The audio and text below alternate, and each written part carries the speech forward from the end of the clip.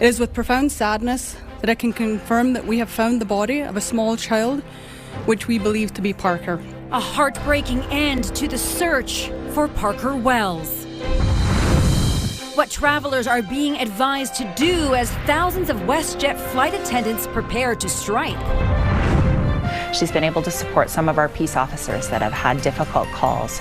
And meet the Golden Lab trained to help comfort people in crisis.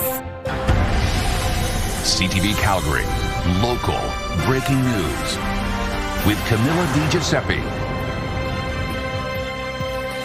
Good evening. It was the update that no one was prepared for or wanted to hear. The search for Parker Wells that spanned nearly 2 weeks and brought an entire city together in an extraordinary way has come to a heartbreaking end.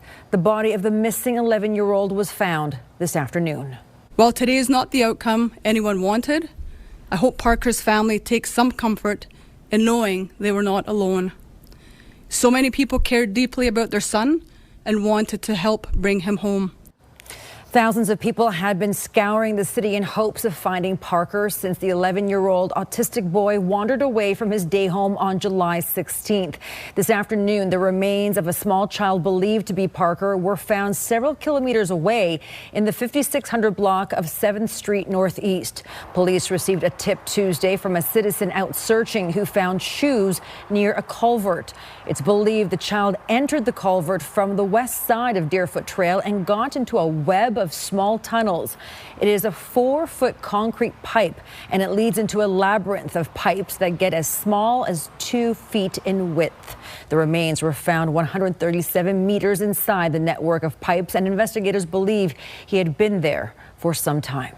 Wanted to find him alive, but we are relieved, and I've been speaking to all the search teams and all the other search managers. We're relieved to be able to bring Parker home, and that's always been our goal and objective throughout this entire search. And so, yes, we are very sad. The core team of investigators haven't stopped. They've been at work 15, 18 hours a day for the last, 12 days? And so we always held that little piece of hope. Police and Calgary firefighters had previously searched the creek and tunnels, but the smaller ones were unsafe for searchers to enter. Investigators think he was wearing all of the clothes he was last seen wearing when he went into the pipes, but his shoes washed out later. A medical examiner will investigate the remains. Parker's family is devastated and asking for privacy to grieve the loss. When the search started, they released a statement saying Parker is a beloved son, brother, and friend. Messages of condolences and heartbreak have been coming in from Calgarians and Albertans, including our mayor and premier. Jeremy Farkas posted in part, "I want to thank the Calgary Police Service, Calgary Fire Department, search and rescue teams, partner agencies, volunteers, and every resident who helped in the search. Your compassion and dedication reflected the very best of Calgary." Today, we stand with Parker's family as they begin an unimaginable journey through grief. I ask all Calgarians to keep them in your thoughts and respect their privacy in the days ahead. And this excerpt from Danielle Smith's online statement: "There is no greater heartbreak than the loss of a child, and I hope they are able to find moments of peace and strength during this unimaginable time. To the people of Calgary, you came together in a way that was truly extraordinary. Through countless volunteer hours, posters, social media posts, and unwavering support, you showed just how deeply this community cared about bringing Parker home." This is CTV News Calgary.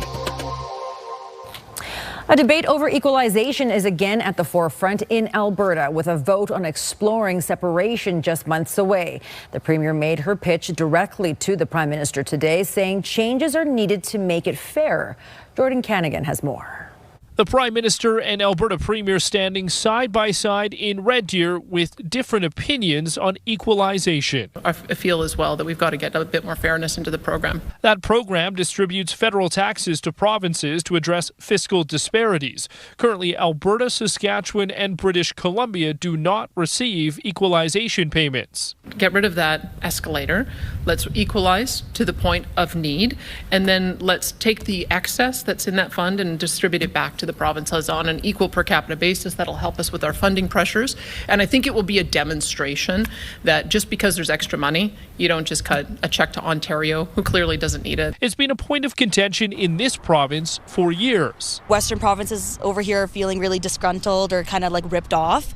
So I understand where they're coming from, but I think our voices need to be heard more, and we can have a little bit more fairness in this program. Like, what's the point of what's the point? There's no equalization at that point. And is part of the reason behind a push for separation, with some believing Alberta is being taken advantage of. While Albertans are paying the same federal tax rates as everyone else, we contribute more to Ottawa because we are richer. It is certainly a challenge for the federal government to reform equalization in a way that pleases everybody, because by its nature, it's a program that pays more to some than others, and to some provinces like Alberta, nothing at all. But the program is up for renewal in a few years, and Ottawa will look to strike a balance. A heart of fairness, and this is true it's true within a province, it's true across the country, is that Canadians have access to reasonably comparable services, right? Whether it's health, education, reasonably comparable. Doesn't mean it's exactly the same, but it's reasonably comparable. Now, the Prime Minister confirming a review will happen, but he wouldn't say whether it could happen well before the renewal deadline. The last significant changes to the equalization program were nearly 2 decades ago. Another renewal must happen before the end of March of 2029. Jordan Canagan, CTV News, near Red Deer, Alberta. Carney and Smith also announced a housing infrastructure agreement. Ottawa will spend $510 million over 8 years to invest in water and wastewater infrastructure to support new housing in Alberta. Alberta will contribute a minimum of 1/3 of eligible project costs, led by municipal governments, unlocking up to $428 million of provincial funding for qualifying projects. There were decades where across the country we didn't build enough housing. And so the average Canadian household spends more than half their income on mortgage payments. Municipalities, public sector entities, Indigenous communities, and certain private sector organizations will be eligible for the funding. The Prime Minister also visited with farmers in central Alberta. Carney went to the Antler Valley Farm near Innisfail. He climbed aboard a sprayer and went for a short ride with a local canola farmer, or canola farmers rather. He took the time to discuss agricultural issues with the producers. Well, one of the leading fundraisers for the Alberta Independence Movement spends his days along 16th Avenue passing out flags, hats, and pamphlets. But as retiree Bob Deer pushes for separation, he's also fielding questions about serving time in prison for manslaughter. Tim Brooke explains.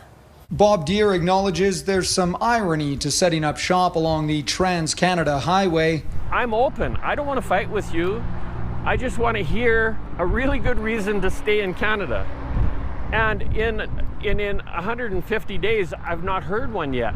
Like other proud separatists, this 72-year-old retiree calls himself a Sepi. He's here almost every day, rallying against equalization, high taxes, and the current government in Ottawa. You can vote to be a Liberal and be a socialist, and you can eventually vote your way into communism, and then you can never vote again. Some passerbys stop here to buy independence merchandise or to donate to the cause. Some just yell obscenities.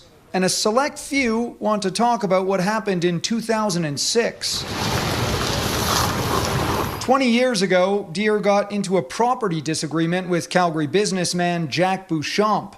Court documents say he drove a friend to Beauchamp's office, where that friend shot Beauchamp 6 times. Deer was eventually convicted of manslaughter and spent more than 9 years in prison. My guilt is what my lawyers call akin to the getaway driver in a bungled bank robbery where the security guard gets shot and everybody goes to jail, including the driver who never knew anything. Deer still claims the courts got it wrong and is now asking Albertans to not let his past color the work he's doing now.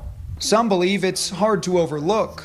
It diminishes the credibility of the leadership of this movement, and for those who are thinking about donating money in support of separatism, they may be thinking twice. 250,000 of us are just fighting really, really hard just to get the word out and do the very best that we can. That work has been fruitful. Through his registered third-party advertiser, Deer says he's raised $53,000 and counting for the movement. Recent health struggles have him thinking intently about the future of the province and eventually about some of his past. Maybe if you're doing a story with me at my deathbed, which may not be long from now, I may tell you a little more. Tim Brooke, CTV News, Calgary.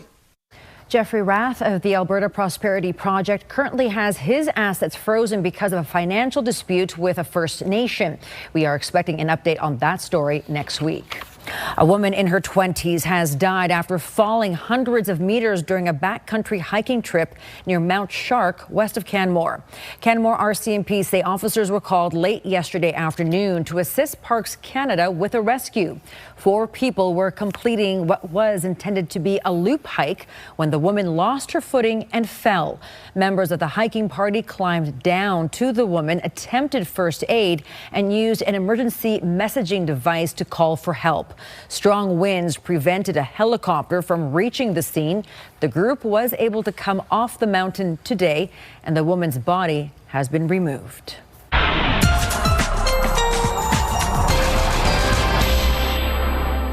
All right, tomorrow will be another day where temperatures, you could say, are a little more reasonable in comparison to what's going to be arriving for our long weekend.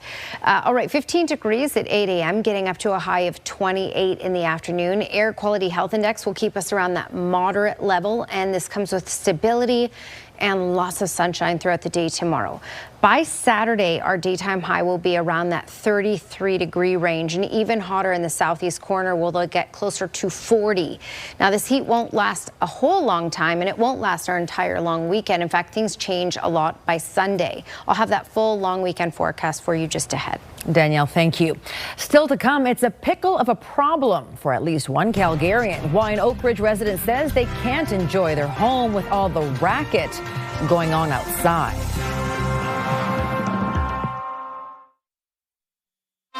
You're watching CTV News, Calgary. WestJet could start grounding flights on Friday, and travelers who are taking the airline up on their free cancellation fee will only receive a travel credit. An agreement has yet to be reached between the union representing flight attendants and WestJet. The two sides are in the final days of a 3-week cooling down period after 99% of cabin crew voted to go on strike. Sunday is the earliest either side could legally take job action. One air passenger rights advocate says if people can, wait for WestJet to cancel your flight before making other plans. You don't have to pay out of pocket for another flight if WestJet actually cancels the flight. Then they have to rebook you either on their own or partner airlines, or they have to buy you a ticket on a competitor airline. That's why I recommend waiting for the airline to cancel. WestJet says it remains optimistic an agreement can be reached before the deadline.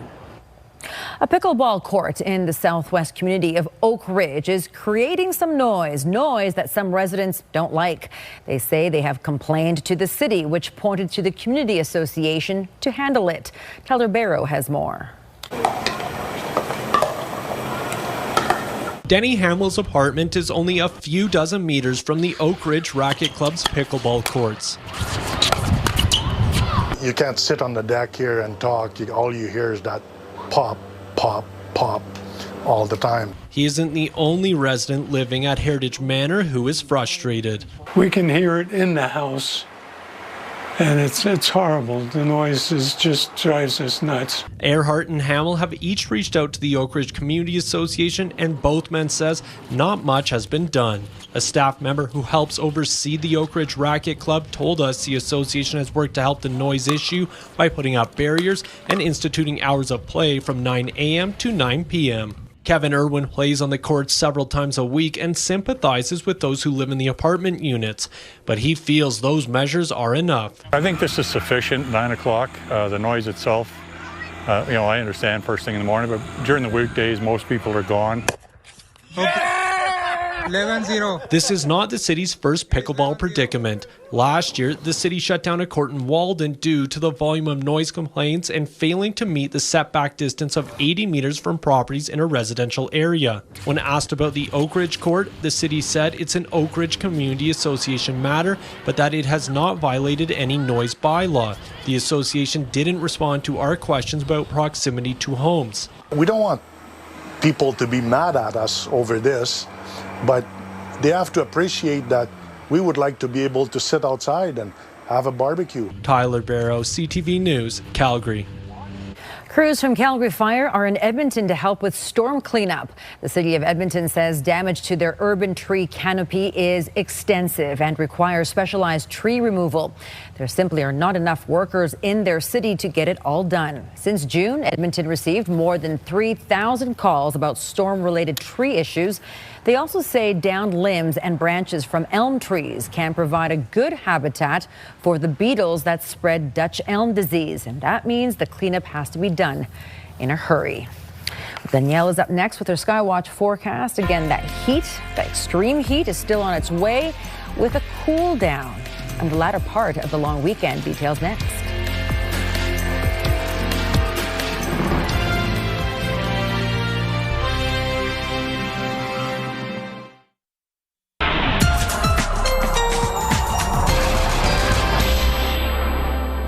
All right, the weather today in the city, absolutely stunning. Lots of sunshine, bright blue sky, more reasonable heat today. A high of 27 and 29 Drumheller, Brooks, Lethbridge, Milk River, and 30 in Medicine Hat, which overall is significantly cooler in most communities than what we've had earlier this week. As we head through these next couple of days, we're going to increase in temperature at least a couple degrees each day right through until the end of Saturday. Then the weather pattern is going to switch, and that's going to bring in much cooler air with the risk of thunderstorm activity. All right, so before we get there and before we talk about your long weekend forecast, we still have the heat warning in place, Jenner down through Medicine Hat over to Foremost and Many Berries and over to the Saskatchewan border. We also have this heat warning in place, Claresholm, Nanton, up through Okotoks and Bragg Creek. The criteria for these warnings are a little bit different. So for this area, for example, we're looking at getting closer to a daytime high in the 40s. So closer to reaching that 40-degree range in areas in the southeast corner by Saturday. For areas closer to Nanton, Claresholm, and towards Calgary, we're looking at daytime highs by Saturday getting up to 33. And Calgary, we're just about a degree away from being in the heat warning criteria. So still hot, and it will continually be hotter and hotter. Radar and satellite, nothing happening for today thanks to that ridge of high pressure. When you look at upper air analysis in the lighter orange here, this is the jet stream. The jet stream is mainly the storm track, and that has been the storm track which has been really pummeling central Alberta. So they've been dragging, it's been dragging lots of storms over and over throughout the last 3 weeks into central Alberta. Well, this is going to bump up, and we're going to get in the south end a huge push of air from the States. That's hot air, and it's going to increase our temperatures further over these coming days. But then this weather pattern is going to shift. By Sunday, the jet stream will be over southern Alberta. That's going to bring in a cooler air mass, and with it, it brings the chance of thunderstorm activity as well. This is just going to play through for the next 2 days, and we don't really have much to talk about other than later in the day tomorrow, anytime between 3 and 7. There will be storms on the Saskatchewan side, and some of them may creep into Alberta. So Medicine Hat and off to the east and just off to the northeast, there is the potential of getting any sort of thunderstorm activity, but it's only a 30% chance. Most likely that will be on the Saskatchewan side. Outside of that, there's nothing to talk about until Sunday. All right, for Calgary, 28 degrees for tomorrow as our high, air quality health index at moderate, and just calm, stable weather right through Friday.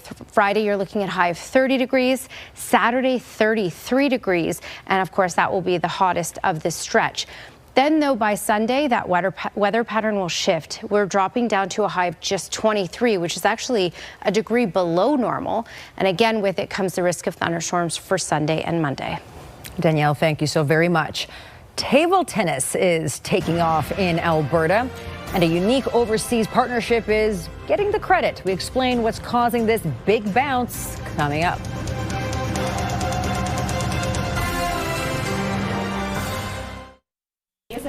Calgary is getting its first specially trained dog to help people during and after emergencies.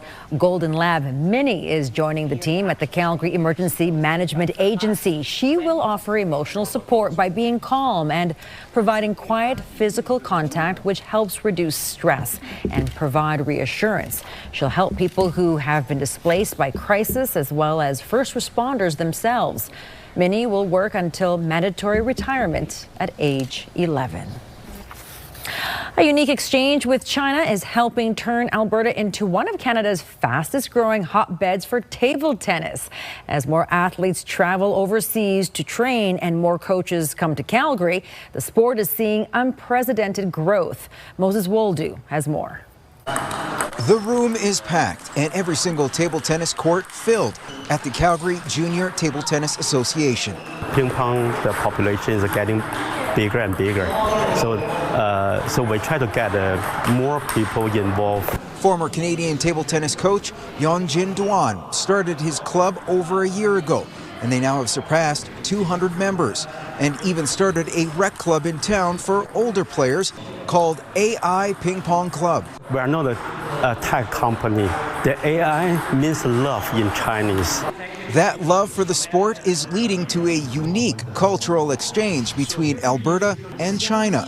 Peter Vong from the Alberta Table Tennis Training Center says they hope to get their athletes to learn from the best coaches from China. Table tennis is a very good sport in China, and now it's almost spread all over the world now. Vong remembers how difficult it was to find rental space to teach the sport when he arrived in Alberta 13 years ago. Now Alberta has 7 dedicated spaces across the province, and some of the athletes got to hone their skills in China last year. From China, they learned a lot from China, the technique for the whole day. 8-year-old Dallas Ng recently finished 3rd at the Youth World Table Tennis Championships in the under-11 category. He went on the exchange last year to Harbin, China, and says that experience has helped improve his game. A long time ago, I used to always fall on the ground, but in China, let my footwork better a lot. Others are also gaining that experience in their own backyard, learning valuable tips from Chinese coaches. You could get it way better. It would go on the table. She would always give me pointers of what I could do better. Duan hopes that more exchanges like this will bring more attention from table tennis players from across the country. We need more high-level coaches from overseas or even from Canada, the other province, then come to here. Then we can just train the young kids together. Moses Woldu, CTV News, Calgary. According to Table Tennis Canada, there are 4,500 active participants competing at a competitive level. All right, that's it for us here at CTV News at 11:30. Thank you so much for watching. We will see you soon. Have a good night.